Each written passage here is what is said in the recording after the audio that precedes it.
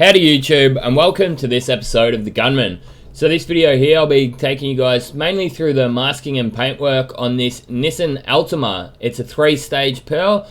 QX1 is the paint code and the color name is Glacier White Pearl. It's actually got a few different names depending on what region you're in, but I'm sure QX1 would get you to the desired color if you decided you did like it. So first up, I've obviously got to check the color. I color matched it. It wasn't actually that good off the machine, so it did take a little bit of color matching.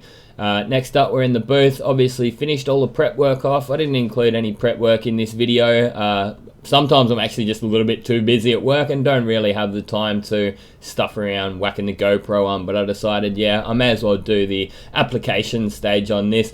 As much as anything, being that I've recently done a 3-stage pearl job in Cromax Pro, so the waterborne system, and I thought, you know, this could work as a bit of a comparison between waterborne and solvent-based paints using 3-stage pearls.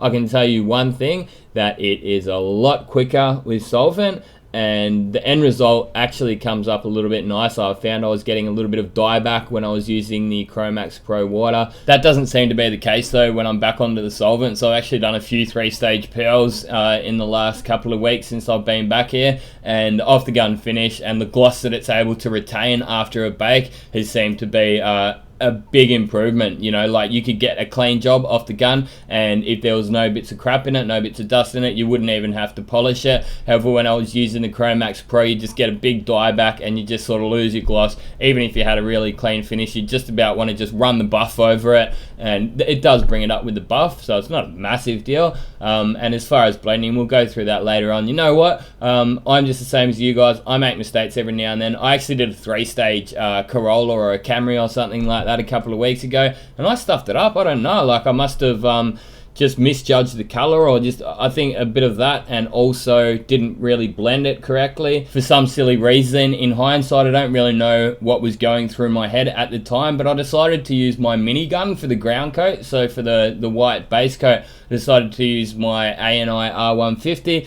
and yeah, it's like it wasn't actually putting enough paint out to blend the ground coat out enough, and I don't know why. I decided it might look okay after a coat of clear, but no, it didn't, and I had to get it back in and quickly give it another go. As it turned out, second time around it came out fine. So hey, at the end of the day, this trade is all about trying new things, seeing what does and doesn't work. If it did work, it might have been, you know, the next best thing, but it didn't work, and I won't be doing it again. So yeah, a bit of trial and error. And also, when you do make a mistake, kind of got to be a little bit like a forensic scientist and figure out why it's happened, so that next time you can put measures into place to make sure that it doesn't happen. So just again, using my favorite new tape, the 3M purple tape. As far as I know, it's actually exactly the same as the old cream 3M tape. It's got the number 150, 3M 150 from memory. I looked at it the other day because there was a roll of both of them sitting around, so it's exactly the same as the old 3M tape, but it's just purple. And 3M tape has always been good, but now it just looks cool. Yeah, there's, especially on these whites, like when I take a few photos for Instagram, like the purple and the white, or the purple and the silver really contrast, and it's just a cool looking color, I think so anyway. It's sort of in line with the sandpapers, like they've got the 3M purple sandpapers, which I speak quite highly of too. We use a lot of them. We also use the Rev Cut Blue. I had a bit of a question in my last video, and yeah, it's quite good sandpaper for sort of a mid-range sandpaper. Look, at the end of the day, I've found that in most aspects of life, it doesn't even matter, like forget about spray painting for a minute. You get what you pay for, you know, like even just simple things like around the home. You know, if you go down and buy the $2 pots and pans or the $2 kitchen knives, well, they're just going to be crap and they're not going to last. You go and buy the good ones, you're probably going to have something that's going to last you for quite some time. So it's pretty self-explanatory what I'm doing here in the masking stage. However, I know some people do struggle with masking. I did used to struggle, like when I was an apprentice and sort of starting to learn it. It's just, you look at a job and it just takes you forever to do the masking stage, and I know a lot of panel beaters, they just sort of can't get their head around it. So that's why I do leave a bit of this footage for you guys. I know you've probably seen it 100 times before, but if watching it again helps one of the 10 or so thousand people that end up watching this video, well then I say that's a win, you know. Another tip could be even just using the long pieces of masking tape like you see me using now. I'm not putting 5 pieces of tape across that top edge. get most of it done with the one piece, put a couple of bits either end, and that way you don't have too many joins and areas where the paint could possibly creep underneath the tape and then turn into overspray on the surrounding panels where you don't want it. Another one is the plastic I'm using. I've had a few questions about that. We just get it from our local body shop supplier, so just about every body shop supplier, paint supplier locally to you will supply a similar type of plastic, I would imagine. And just make sure that you do get this stuff up the right way. I had a guy mask a car up for me one day. He's put it upside down. I went to paint it without reading the plastic to make sure it was up the right way. And when I went to go to the clear coat stage, because I was using a little bit more pressure, it ended up just all flaking off and landing into my job. So make sure you get that plastic up the right way, because one side of it is treated. I think it's Corona treated or whatever it says on the box there. And the paint will stick to it rather than flaking off like it will on the other side. They're actually quite cheap, these rolls of plastic. We get 5 for 100 or 120, so they're about $20 for a box. And yeah, depending on how many cars you paint, it's obviously going to last a varied amount of time. But if you're a real tight ass doing it at home, you can sort of reuse those bits of plastic. Most of the time I just throw them straight out, because for instance, a job like this, if I was to go and cut it out, there would just be a big hole in it.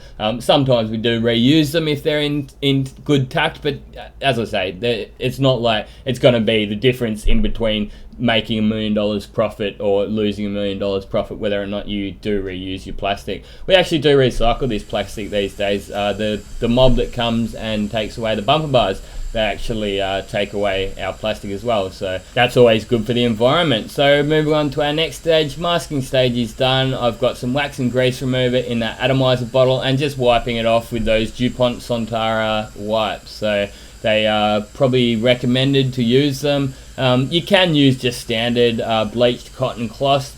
I've done it lots of times without any issues at all. But these just they're sterile and they're clean, and you're not going to be wiping any unknown contaminants over your panel. But the truth is, if I was doing it at home on a budget, I'd probably just get myself a $40 bag of rags, and that way you can use it for sort of everything. It's not just a final wipe down. Yeah, as I say, just make sure you do get good rags. Like, there's some that are just totally crap and they won't soak up anything. You just need the nice cotton or even flannelette sheet rags that have been bleached, something like that. Yeah, that's ideal. Again, just you may have noticed that I wiped the blend area down first, and then I did the guard or the fender here.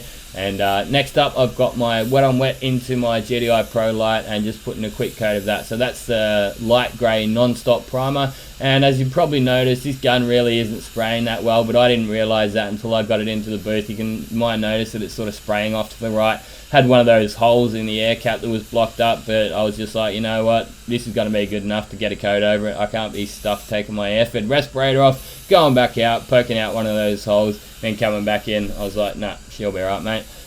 So you may have noticed that I moved the guard down to the left of the screen, so behind me nearly, before I did put that wet on wet primer on, so I didn't actually get any overspray onto that blend. I wanted to make sure I kept that blend clean. You may have also noticed that I've got a couple of bumper bars down the other end of the booth, so I'm also making sure I paint this first, because this is the area that the wind or the air blows from down to the other end. So I'll put the base coat on this. While I'm waiting for a couple of coats of this to dry, I might put my first or second coat on the silver bumper bar I got down the other end, but make sure that the last thing I did was to put my final coat of silver over the bumper bar I have down there. So this is my first coat of white base coat, so the ground coat. I've found that it actually covers quite well. This is a high-powered white, or the HP white. It's mainly got 870 in it, which is the Standox tinter 870, and then it's got a few other just yellows and blacks and maybe a touch of green in there or whatever it be. And then we'll go on with 3 coats of the pearl. So when I've been matching my whites these days, I've just been doing a color card, having a look at what it looks like with 1, 2 and 3 coats of pearl. Most of the time I try to lean away from the 3 coats of pearl because it can be a touch trickier to blend. So 1 or 2 coats is probably ideal. However, this time I just decided, you know what, 3 coats is where it is, because one of the other painters that I work with is like, I've noticed when I do the 3-stage pearls and I do 3 coats, because you're kind of doubling up that pearl. So if the car's got 2 or 3 coats on it already, then where your blend area is, you're running the risk of having, say, 6 coats and then having sort of a bit of a dark patch around your blend area. I hope you understood that and followed. I hope I didn't lose you there, but yeah, I'm sure you guys got the basic idea of possibly putting too many coats of pearl over something that's already got pearl on the blend on that door. So onto my second coat of base coat, and you can see it's basically covered already. Like 2 coats is probably would be enough, but my rule of thumb with painting, especially in solvent, it's make it look like it's covered and then put another coat on, you know, because there's nothing worse than getting that car out in the sun and finding out that it's transparent, you know, because as much as we do have good lighting in these spray booths, it's really not quite up there with natural daylight. But I'm hardly in the circumstance where I'm that desperate for light that I need to go and whack one of those Luma lights on my spray gun. There may be some people that Luma light would advantage, but for me, I just found it was actually more of a distraction than anything. It's extra weight on your gun, just something that I didn't really need. Especially when I was doing a silver, I actually ended up finding myself getting blinded, and I had less vision with the light than without it. So yeah, everyone's got their own opinion. I know some people speak highly of it, but yeah, not for me in the circumstances I'm in. Anyway, continuing on with the job, you can see I've got a couple of coats, one coat on this door, and I just decided to give it a bit of a tack rag down just to make sure it's nice and clean. As you see on the screen, tack cloth as required. Depending on the job, it may or may not even need it. But yeah, after a few years of doing some paintwork, you just sort of get the idea of when you do and don't need to tack rag it. So this is my second coat. As you can see, I'm starting to sort of blend that colour out. You don't want to go too far, but you also don't want to just do like a full dead stop where you can actually see like a big line down there. You still do need to blend it out. Which is actually what happened when I used my minigun. It's like I wasn't actually getting enough paint on with a big enough fan to actually sort of blend it down that door. So that's the ground coats down, that's the 3 coats of white down, and I'm ready to start to get my pearl on. And this is where it's pretty handy to have multiple guns. I had a guy, I think it was on Facebook, and he said, oh, what's the go with all these painters having so many spray guns? Is it like one of those Pokemon things where you just got to get them all? Is it like a collection? Or he just didn't get it, you know, because maybe he wasn't an everyday refinisher and he sees all these painters with all these spray guns. And I explained to him, I said, look, I would struggle with anything less than 10 guns by the time I got my minigun, my primer gun, a top clear coat gun, maybe a spare clear coat gun depending, and you know, 3 or 4 base coat guns. I want to have a gun that I've always got plastic primer in, a gun that I've always got some base coat blender in, so that as soon as I need it, it's there and I don't have to stuff around putting it in a new gun and cleaning it out and all that every time. Yeah, also a job like this where I've got a 3-stage pearl, so I've got my wet on wet primer I had to put down, I've got 2 colours I need to put down on this one, then I've got the silver down the other end of the spray booth, then I've got to go and you know, get my clear coat ready. You'd just be forever walking in and out of the booth, in and out, cleaning guns out, putting paint into guns. So yeah, it is pretty important to have at least 3 or 4 guns these days, I would say anyway. Obviously different stage in your career, it's going to be a different thing. The other day I painted 5 different colours in the one spray booth. Admittedly, one of the colours was like a tow hook cover or something like that. It wasn't a big part or anything, but needless to say, I still needed a gun to put it in. And yeah, having to go out 5 separate times just for your colours, and then your plastic primers, and then the ancillary products that you would need to apply on all those specific parts, you'd be stuffing around forever. And look, I won't lie, there is also a little bit of a collector's side of it, you know, like you can get attached to spray guns. Like my first spray gun I've ever bought, I will never sell that. I've said to the guys at work before, I said, look, I would sell my soul before I sold that gun, you know. So many good memories with that gun, and you know, we've done a lot together. Hey, admittedly, it's just sitting out there with some 1K primer in it. Still gets used, but it's still working.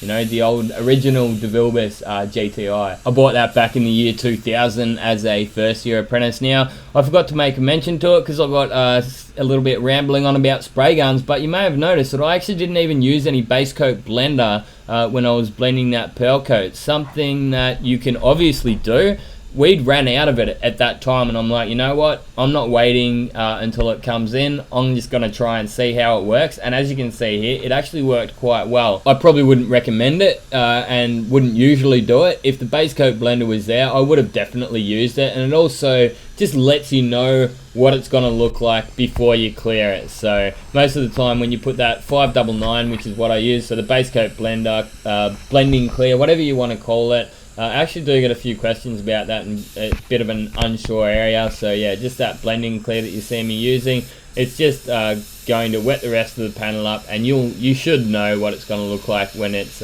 when you're going to put your clear on.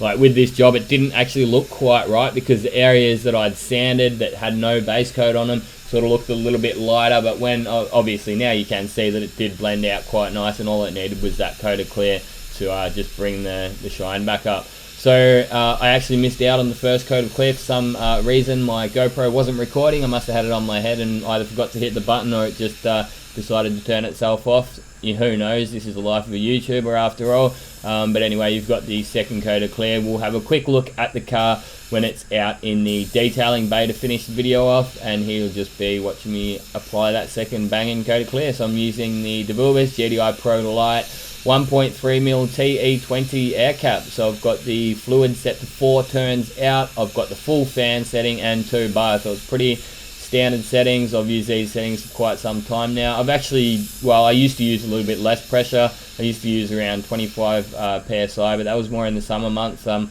interested to see if I do the same thing this year, to see if my pressures do end up coming down a little bit when it is warmer. I've recently actually had a girl mention from the USA that she's using the Tecna Pro Light and saying that the maximum pressure recommended with the gun is 26 PSI. Now that sounds a bit strange to me. On the side of this gun it says P1 to 12 bar, so maximum inlet pressure would be 12 bar, which is, I think that's like 174 PSI, so it's a lot of pressure that you can actually get behind that gun before you're running the risks of doing any damage to it. So where she gets to 26 from, I'm really not sure, because as far as I knew, the Pro Lights and the Tecna Pro Lights were actually basically just the same gun with a few minor changes. So I think the Tecna Pro Light doesn't have the air adjustment valve and it's black, and apart from that I thought they were basically identical guns. So if there's anyone out there from the US that has a Tecna Pro Light, I'm interested to know what pressure settings you guys use, and if you can use 2 bar or 29 PSI with good results. Now you've seen this video, get out there and paint some shit. Thanks for watching, and this has been another Gunman production.